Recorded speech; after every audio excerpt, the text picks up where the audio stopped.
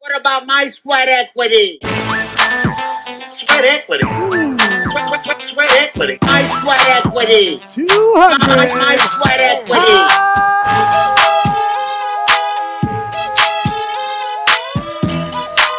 Sweat equity. What about my sweat equity? No more of those, right? You forgot about the hottie toddy. That's how we introduce everything. That's the radio call in. That's how you get fired up. With us in the studio for 200th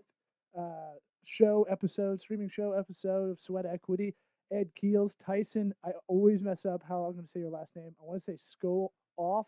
Yeah, that is so wrong. Yeah. How do I say your last name? You know, all you gotta do is think of Tyson Chicken Tyson Chicken and the chef that cooked it. and the chef that cooked it. Tyson Chef. That'll make it worse for him. Yeah. This is Now our I'm like, guest, Tyson now I got Chicken. an enigma. That voice you heard is Tyson. Ed, let him hear your voice. That Bring would you be in. me. And there you go. Small Business Edge is what has been recorded in the Sweat Lodge studio where we do this podcast. And kudos to Ed and Tyson for their show getting lifted out of here. And kudos to their producer and director, I would say, Thank you. Eric Reginger. Is that how you say it? Yep, that's how you say it. Pretty much. Man, I'm just excited to be here for the 200 show. I mean, this is big. Yeah. Thank you all for dressing up. Yeah, you know, guys, what's the deal? Thought we made it clear.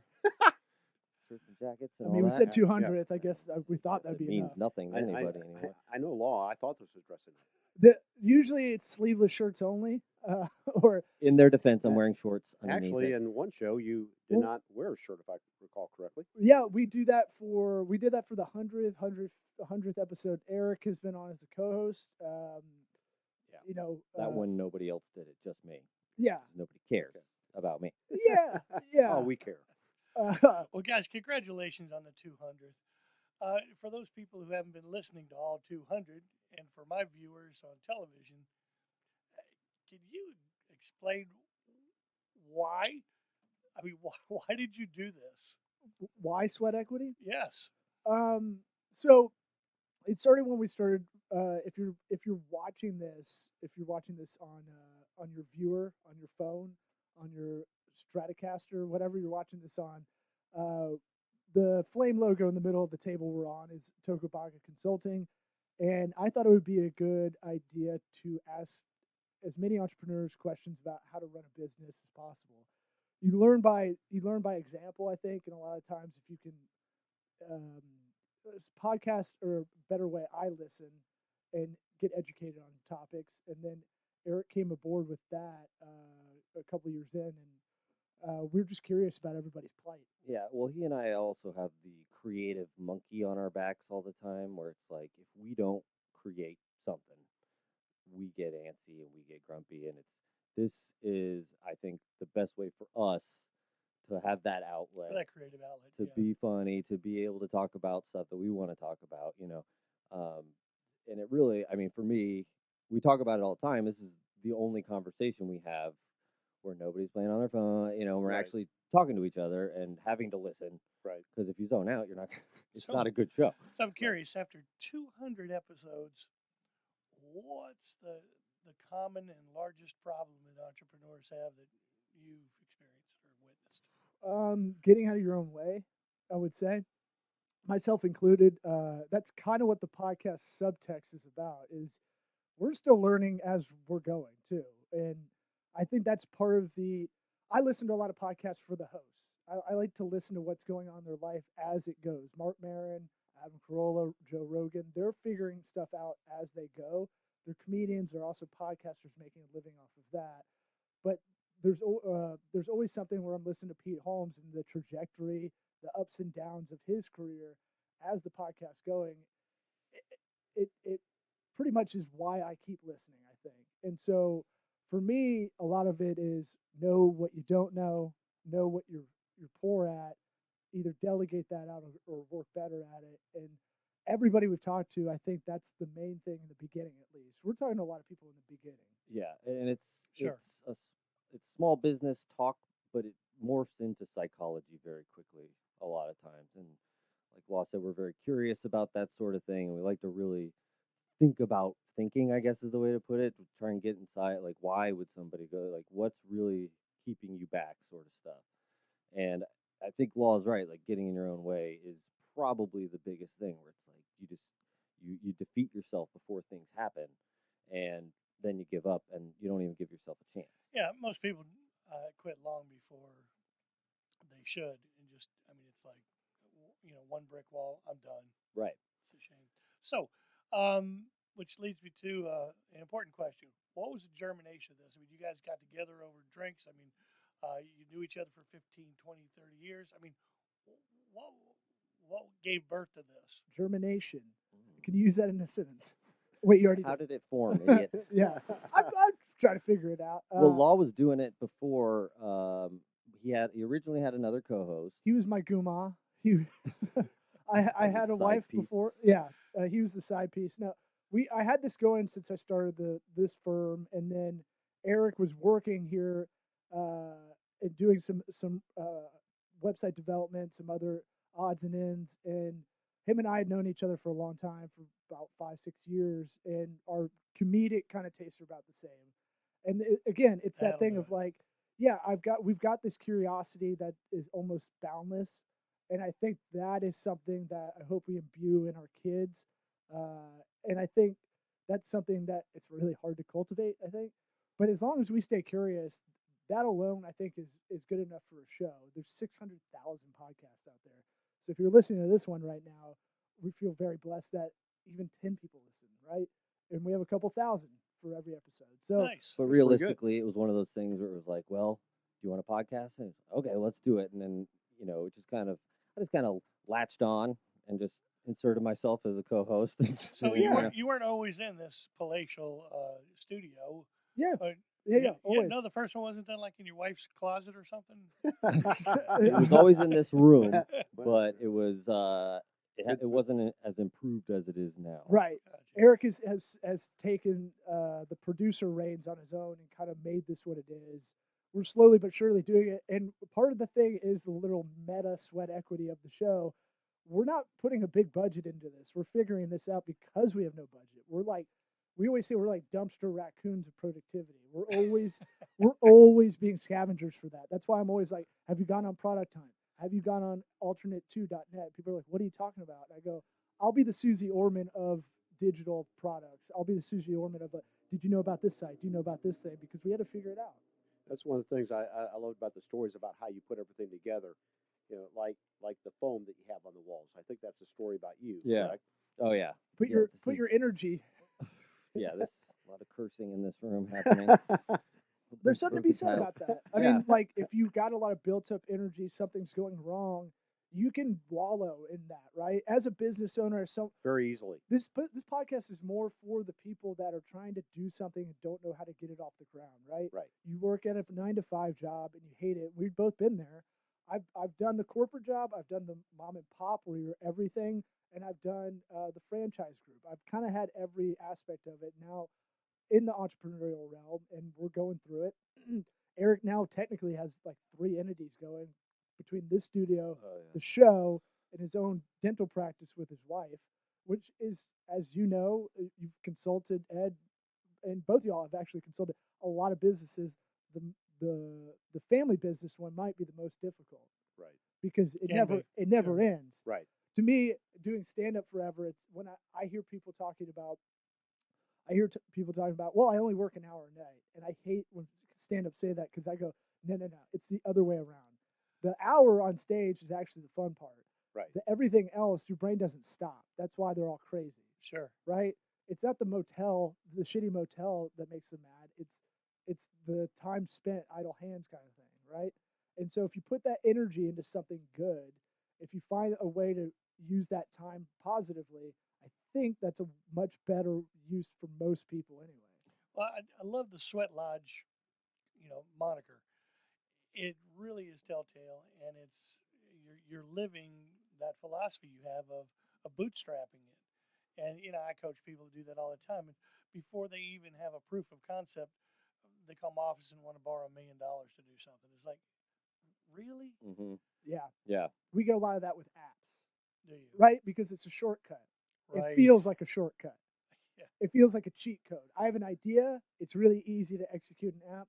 When in reality, I read an article that said it costs as much as a car, right? You can find a used car and you can program it yourself. You can build it up yourself, right? Sure. And build it into some. You can have a lot of El Caminos that are trash in your front yard, right? Right. And you can build those up, or you can pay for an expensive Tesla that's brand new off the lot. That's going to be 130 grand easily, right? So apps aren't as easy as people think because they don't have a lot of assets to put into it. But we're now getting into this. We're getting into this area where there's less tangible, more intangible kind of brand. You're branding all the time, and it used to be a word that I never heard until like 10 years ago. Now it's all you hear we're the older millennials of our generation. So it's one of those things where people think that's a cheat code. I've got an idea. I don't have to open a restaurant. It doesn't have to be the new Ruby Tuesdays. Right. It, all it has to do is be on people's phones and it exists in perpetuity. Well, not really, right? The biggest thing when you have an app is, does it exist? If it does exist, why didn't you know that, right? If it doesn't exist, why doesn't it exist already? Because I guarantee someone else has probably beat you to it. Sure. You're not that unique. Creativity is not that unique too. Right. Yeah. We should say that this is a swap cast also Right. with Ed, in case you're wondering why Ed has so many questions ready for us, and we're letting him ask them right away. But That's yeah. it. Just for our listeners, because they're going to be like, why is this guy taking over their No, show? no, like we prefer it anyway. We just didn't Hijack say it out loud. I wanted to make sure everybody knew. Yeah, we're going to use you on our television show. It's going to be important for our viewers to see where we film and the creative genius behind the curtain that will never be on camera, except for today. Yeah, exactly. There's enough of us on camera. Don't worry. We don't need any more of us. Yeah, we can get deep faked into something real now. Have you seen that kind Oh, of yeah. stuff? No. See, this is where we like to kind of go on tangent highway with our show a bit. But the deep fake stuff is it can take any soundbite. There's enough video of us talking that you could basically take that and make it look and sound however They you could want. put our faces on whatever they wanted, Sure. basically, because we've got enough of our footage, to have the data there to make Got it. every face you could make or whatever they have to have. I saw Bill Hader with Arnold Schwarzenegger's face on him. Yep. On like the Tonight Show, and it was like, it looked like Arnold Schwarzenegger, but with Bill Hader's voice doing Arnold. It's mind blowing. You'll have to check it out. Is there something I need to be concerned about? Yes, Deep fakes. Yeah. AI in general. You can't watermark it really. Yeah. So someone Yeah. could say you said something, Right. and we're in this age where PR kind of matters, whether we want to admit it matters or not. It does. If someone says you said something, it's really hard to disprove it, right? Especially if they have digital evidence. Right. Yeah. Right. So it's scary. It's not. I don't think it'll be.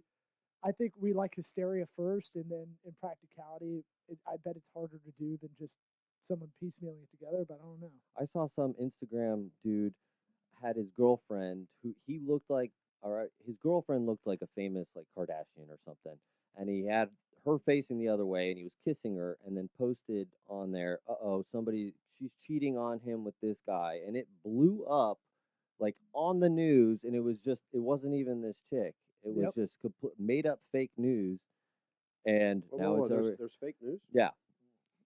Hey, Trump was It's- right, man. Coolest president of all time, bro. Oh, God. Isn't Must he go- so cool? Well, it's pretty alt-right. I don't know if you guys know that. He can have I've his been, own I've been alt-right. getting called alt right. I just think it's funny to go up to people and go, "Hey, Trump, right?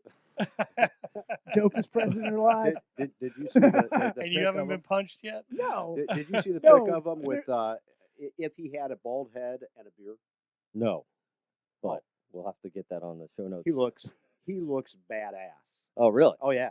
I Yeah. didn't know that. is was it a possible. wispy beard? Like, Oh no, it's Is it a nice comb beard. over from the one side to It's- the other? No, beard? it's bald head, nice gray beard.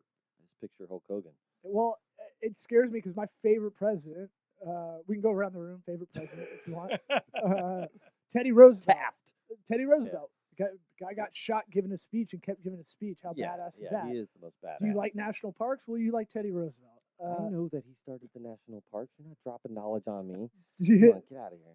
do you like a lot of railroads around the country? I think he was possible for that. I'm running out of I of do. steam. I Do you? like that. Well, they say Donald Trump would be a lot like him, but or vice versa. They said the personalities are kind of Where he goes missing for insane. months. Yeah, pretty much. That's what Roosevelt did. And that was the 1950s. Good shot. Keeps on going. Yeah, where Trump might be on amphetamines, I think Teddy Roosevelt was just crazy. So I think. Pretty sure they could get amphetamines pretty easy back Oh then yeah, too. I guess. Well, I'm thinking was That was over-the-counter stuff Yeah, then. yeah. But at any rate, I think that inertia can carry a lot of people, and I know y'all know that in small business kind of world is where y'all swoop in. You kind of are doing the thing. You're doing the activity I wanted to do to get into this because we kind of marry old school business consulting like y'all are doing with the new digital age. That's kind of our niche. We're right there in the middle. I turned 35 in a couple of days. Eric's already 35, so we're right there where we grew up without the internet, then kind of with it and had to learn it throughout our lives. And it's kind of been in the backdrop for the last 20 years for sure. What we call the modern internet, I'd say. And then now we know enough in that area that we basically explain the internet a lot of the time. I don't know, but what we want to do is go in like John Taffer and yell at people for not doing the right stuff. My friend from Bar Rescue. I just want to go Do in and this! go, yeah. You didn't use gloves? You're gonna get people sick. Yeah. Shut it down. You're getting people sick. Shut it down. Yeah. I just Just want to do smell. that all day. Yeah. No, you know, it's interesting. Ed and I do the same thing, but we do it when we met. We were basically doing it from exact opposite spectrums. Yeah. You know, I'm gonna need you to cheat over a little bit this way so we can see your beautiful Oh, there we go. I'm green eyes. well, you know, I don't Doesn't matter. No, that's Dirk Pitt. I'm sorry. just make sure. I want to make sure you're on camera. And all Well, that thank you. stuff. I appreciate that. Yeah. I appreciate that. Yeah.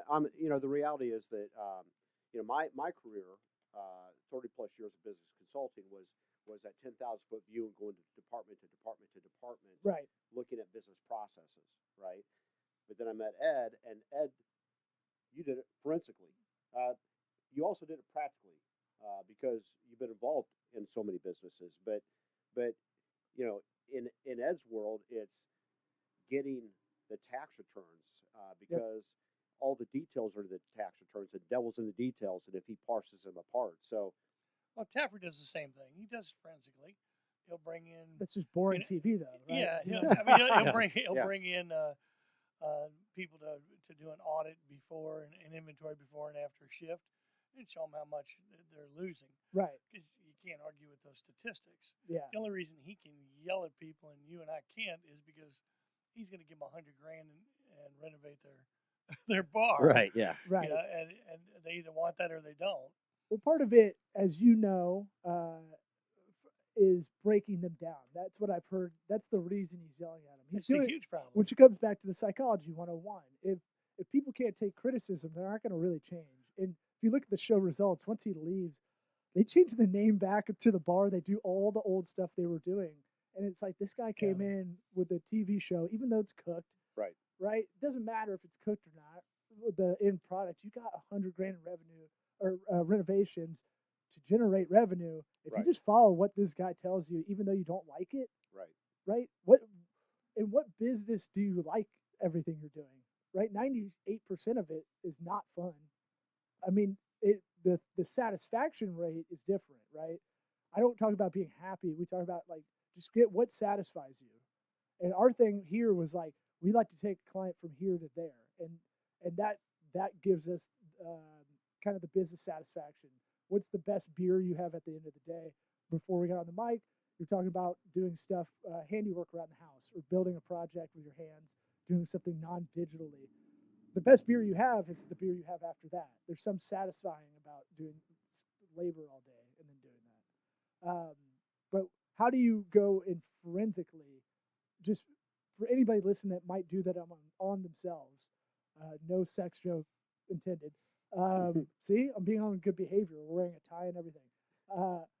How would one just do basically go through a P&L or an income statement of their own business? I guess first they need to do that. And then secondly, what could they look for? What would you look for, I guess, if you're a service business maybe? Well, part of the problem is as long as there's enough money coming through the door to pay the bills, people think they're successful. Period.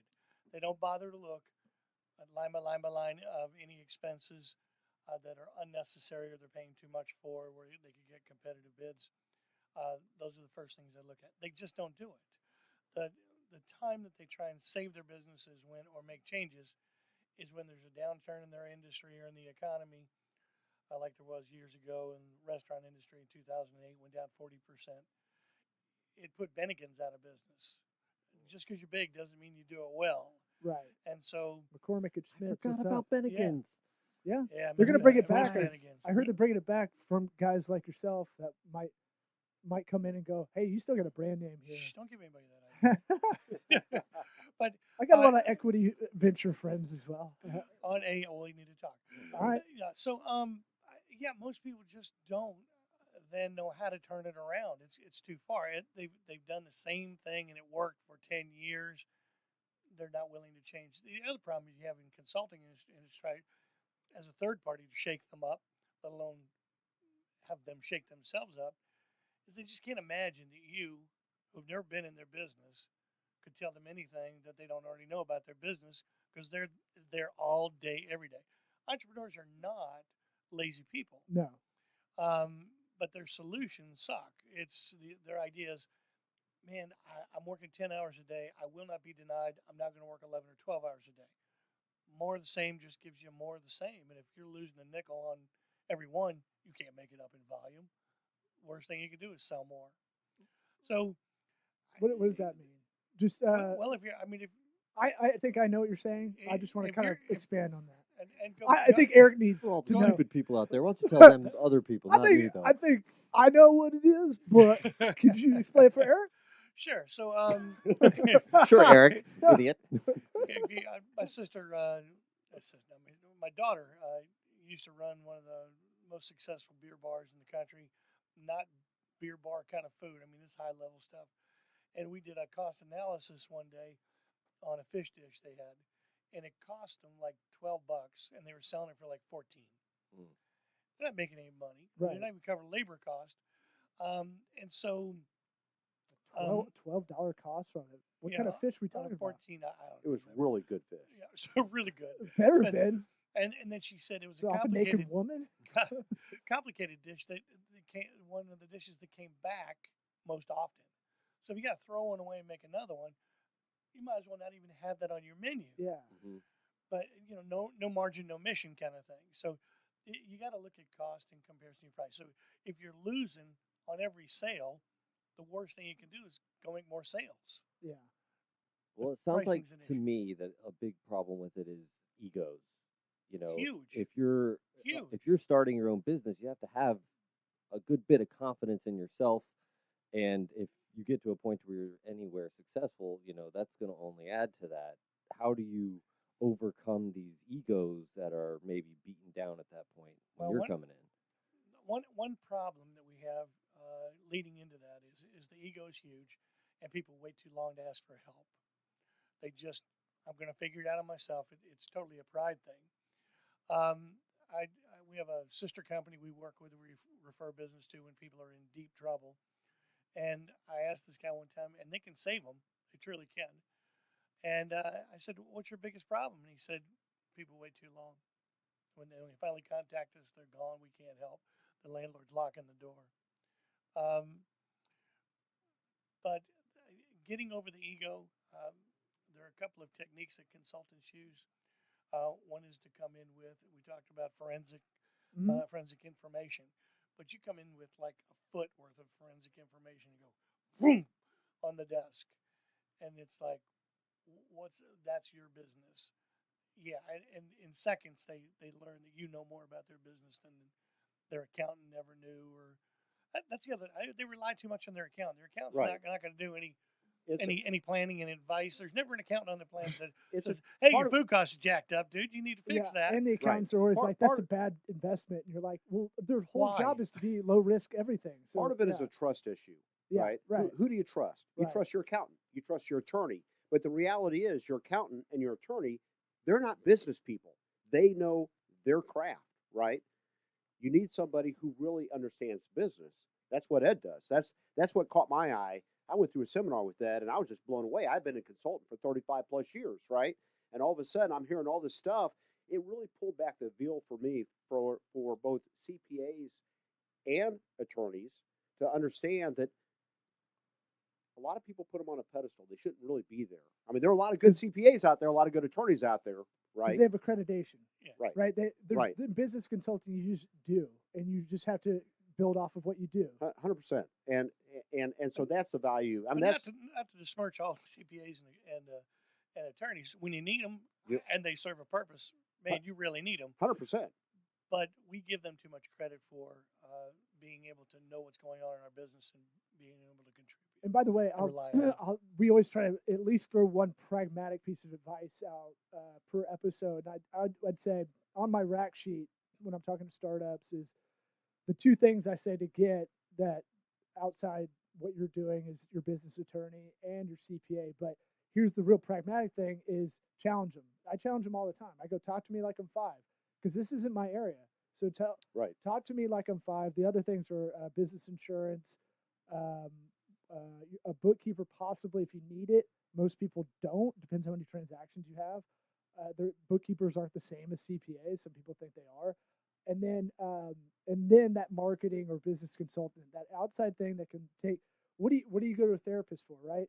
All they're doing is reflecting back. If you ever go to one, the first couple of sessions you do, they're just going to reflect back what you're saying. They're not. So how does that make you feel? Right. Right. Exactly. And it sounds pedantic and it sounds almost trite, right? But it's the thing of like you're not doing the self-assessment a lot of the time as an entrepreneur. You're spinning your wheels. I've definitely got caught there a lot of times. A lot of times because my thing is a C plus grade point average, but a lot more hustle than anybody else. And after a while, that Yeah, you if can you've got run. if you've got a task, Right. you're going to do that Right. task. I'm the same Sure. way. It's like I'm not going to take. It's hard to take the time to stop and just be like, It's okay, the let's- 100%. is I this used to doing the right thing? I used to have a mentor that one of the sayings he had was a clean broom sweeps clean, Yeah. right? Mhm. And the reality is, I'll give you an example. There was a restaurant that I was looking at doing an analysis of. They had 5 locations, right? They loved their CPA, thought he was phenomenal. But I pointed out how they are losing over $100,000 a year in tax breaks because their CPA was not consulting them and simply didn't know this information, Right. right? So that's $100,000 a year, Yeah. right? I mean, this business has been going for over 10 years. Think about that, right? Right. So anyway, And I'll give a shout out for my business attorney because I love him. He's a great dude. Right. FanteddyLegal.com, your business refined, because he's so good. He has other things he's bringing us into. That's what a good business attorney I think should be doing. They should be partnering with other businesses and trying to make their own things happen. So, Absolutely. To your point about wanting to make a singular point, and to yours about what advice could you give? I dealt with thousands of entrepreneurs, and that's not an exaggeration. Did over 1,000 business valuations out in the field, front door to back door. Analyzed their books. your wifey's here, so I want a confirmation. Yes, he's okay. And so She's not an actress. what I found over and over again, but she could be. Okay. What I found over and over again is that a guy learned how to do something: turn wrenches, fix cars, paint cars, cook, do something. Mm-hmm. And he's an extroverted, outgoing personality, and he's front of the house in a restaurant. He's the service writer in at the auto repair shop. And what he's not is the introverted bookkeeper that's going to sit in the back room and make sure that everything balances. He just won't do it. It fights his personality.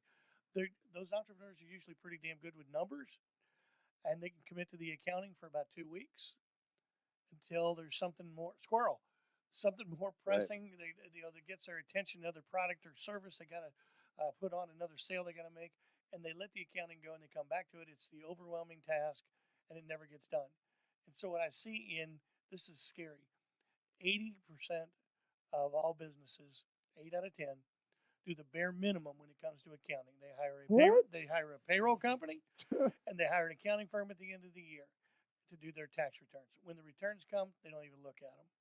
They don't know what's going on in their business. So I would agree with you that they should get a part-time bookkeeper. And Now, look, if they have a wife that's good at doing books, not just, well, my wife's my bookkeeper because she pays our bills at home. No, right. but they should. Everybody can afford a part-time bookkeeper to keep your books on a monthly basis. Well, you think you're So you always know scrutinized by risk averse with a CPA, you'll get it way worse from the wife that's involved in the business. Sure. It's- Unless she's my wife. Well, I'm not. Look, aberration, right? Right. Greatness, it can't always come in that kind of marriage. I'm just saying, like, there's a lot of guys who do their wife does their books, and they're more risk averse and don't really know what you're saying. Yeah. They don't really know what's going on day to day either. You know, they're doing it to help, which Right. is great too. Look, I'll take this and I'll be. I try to open source what's going on. I have to remind myself of this conversation because I have a poor habit of not looking at the books. It's avoidance issues. We all have them to some degree. I have avoidance issues with our books, and I need to remind myself of this conversation that we're having right now to get my shit together to get on top of that. 'Cause Yeah, it fights your personality. And it's not the best use of your time. It's not the best and highest use of your purpose and talents. Well, here's the thing. I used to be good at it too. So what? That's yeah, I know, but I know it doesn't take that I'm much. good at shoveling snow, but I never want to do that crap again. Ooh, That's I why want to I see. live I here. want to see you in some snow gear. Yeah. Wink nod. Woo. Just because you can do it doesn't mean you should. Agreed. But all right. When's the point to delegate though? What's the threshold? From day one. Oh yeah. Yeah, you can hire a part-time bookkeeper, and they're going to save you more just in finding mistakes in your payables and correcting those Mm-hmm. than they'll cost you. When you And- say mistakes, are you talking you're paying too much for this? No, or are you talking you're double erroneous paying for- billing, double paying. Okay, Yeah, so simple stuff, but just Yeah. stuff that you need to be diligent about. that you don't have the time when when AT&T messes up your phone bill again, and they do. Mm-hmm. You don't have to spend 3 hours on hold trying to get a $10 credit. Mm-hmm. And She will. if you want an automated way to do that, in case you are fighting, what you should be doing is delegating this out. You can go to trim.co. I got to throw in these other options. Trim.co will do that. I told you about Siftree last week Yes. on Friday.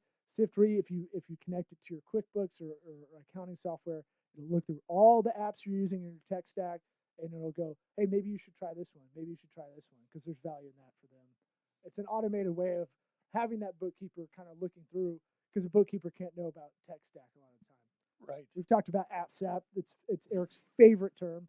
He's really trying to make this app zap term go viral or We whatever. we the got to hell he use wants it to we be. use I think at one point we used 80 apps we have to be bigger than we are, but we also have to be automated for clients and everything else. And so at one point we were using 80 apps in our Wow. tech stack, which sounds like a lot, but when you're in the kind of fold of it, if you can make it all in a flow and work, kind of work for you in the background, all you really need to be doing is managing it.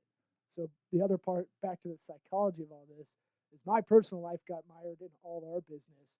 And when I was going through divorce, depression, all that stuff, about a year ago, that's when everything went to holy hell. And it's been a kind of slow gain all the way up. So and Eric's been there for the whole ride. I don't like to comment on that part of it.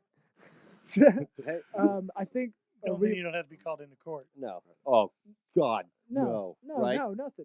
Nothing I've said has been liable. There's no slander, nothing of that. Everything I No. say is truthful. I didn't say nothing. By the way, so this is a comedy show. yeah, So it's everything all on fake. here is We're all faking This is it. just It's like doing all- stand-up. Yeah, this is all just a big scripted joke. We got So that we're 2-minute not- warning. Yeah. No, we're at. I just didn't want to mess up Ed's deal too It- by throwing in our sound effects. Oh No, yeah, okay. we went sound effect free on this one. Yeah. Out of respect. That took We a have sound lot effects? from me. Oh Yeah. yeah. Wow. Well, if it's a swap cast, we have to go to y'all standards basically. I cussed once, and that was like Twice. oof, I heard it twice. oof. I was counting. I 0 times depending on how. Eric will edit that out. Yeah, Right. yeah. I'll put a beep in there. You can just Wait. go the blank. That's the way to do it now. There's no Just- beep. They just go. Yeah, it actually probably sounds better that way. Yeah. It'll sound like I'm having a stroke. I think. Anything else? The one question I did have for you is, for a lot of entrepreneurs out there, they have the idea, they have the gumption, they have they have a little bit of seed money, but everybody tells them it's a terrible idea. And how do you know when to pursue that idea into a real business even more? Like when everybody tells you you're crazy, right? Yeah, but these are people that work for other people, that work for the post office, and they work for or some restaurateur, and they've never worked for themselves and generated a dollar on their own in their life. Right. But those are the people that you should listen to. Yep. I mean, seriously. No, proof of concept is a really, really, really important thing. If you can prove somebody will buy your widget, because I get people all the time say, "Man, I need $1 million. Why? Well, I got to build this factory, and I got to finish my prototype, and I've got to go to trade shows, and I've got to do all this stuff before they've even proven that somebody would buy their widget." Need. So prove the concept first that people will in fact pay for that. Just because it's a great widget doesn't mean people will pay for it. And then you got no problem. In fact, I've got unlimited funding. I know it sounds strange. Unlimited funding after proof of concept. Unlimited. Because we have 3 different methods of funding that will stack together, and then people will transition through as their company grows. Because if they have orders in hand, it's easy to fund. If you're a guy with a great idea, well, it's going to be a profitable business, that doesn't fly at a bank or any other, or even in an equity firm. Yeah. A business plan is just a plan, right? Right. And so that proof of concept, it's like Big Boy from Outkast. I saw in an interview. He was talking about what's business 101 is find a need and fulfill it. Right. Yeah. I'm going straight out of the streets of Atlanta. But I heard that in an interview from Big Boy. I was like, that is business 101. I heard Ed quoting Pauly D the other day. Excuse me? So. Pauly D from what? I'm not gonna Jersey admit to Shore? that, Well, but listen, yes, it's not. It could have been from anybody. It was good. It was good advice. He was saying it was the idea of like you got to be comfortable being uncomfortable. I think it was, and we were talking about just being in front of a camera and all that stuff. Yeah. Pauly D, maybe not. He might not be an idiot. I'm All just right, saying. Is he the one in tax evasion, or is that the other guy in I Jersey don't Shore? know. There's more than one guy. I thought they were all the same dude. All right. So how about a better quote? Okay. I'm not even sure it's better. But House guests are like fish. After 3 days, all right. Go ahead. No, Donnie Deutsch, who does some shows on NBC and has an ad agency or two. Yep. I heard him say one day that what you want to find is the item or service that people will pay a disproportionate amount for. And that went bing. So it's not only proof of concept, but an item or a service that people will pay a disproportionate amount for. We have iPhones or smartphones, $1,000. I mean, Yep. That's crazy for 11-year-old kids to have $1,000 phone. You know what? We were lucky. We were lucky to have $1,000 wardrobe, let alone $1,000 car, let alone a phone. But man, Apple never discounts. Mm-hmm. People are willing to pay a disproportionate amount of their income for that. So, man, if you can find that, You know why? that's awesome. Just got to invent a phone. The CEO of Apple, where'd he go to college? I forgot. Anybody? Nobody didn't cares go that to he went to college? Auburn. He went to Auburn. Oh, War yeah. Eagles. Da-da-da. I'll just Auburn, shake this cup a little bit. Yeah. Got to get the alma mater. Look, Bo Jackson, Tim Cook, Charles Barkley, myself, we all went there. Great Oh, humans. Yeah, academic standouts. Yep. Couple Charles astronauts, Barkley. no big deal. Frank Thomas, the big hurt. Cam. You need Scam to Newton. just stop mentioning all the athletes. Why? That's all we got, man. Cadillac Williams, Cadillac Williams, top 5 pick, no big Ronnie deal. Brown. All right. You good? I'm good. All I right. got a lot of good 200th knowledge episode. today. What about my sweat equity? Literally sweaty in here. Yeah, Sweat equity. the sweatiest episode. Sweat Last equity. time I My was- sweat equity. My sweat equity. Pod.com.